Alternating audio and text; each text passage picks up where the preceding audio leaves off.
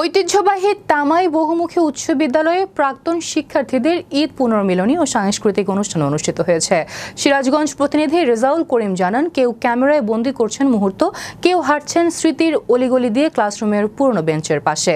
কারো চোখে খেলে যাচ্ছে শৈশবের রঙিন দিনগুলোর ছায়া, যেখানে বইয়ের পাতায় ছিল স্বপ্ন, মাঠে ছিল ছুটোছুটি, আর প্রতিদিনের স্কুল জীবনে ছিল এক একটা গল্প।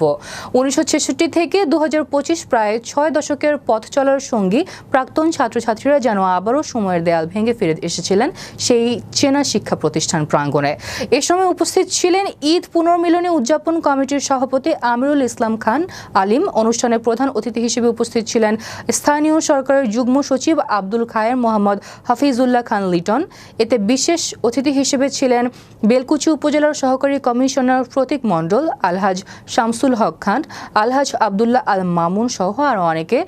আজ থেকে 104 বছর আগে এই বিদ্যালয়টি তারা প্রতিষ্ঠা করেছিল বলেই আমরা এখান থেকে জ্ঞান অর্জন করে আজকে সমাজের এই পর্যায়ে এসে দাঁড়িয়েছি, আপনারাও দাঁড়িয়েছেন।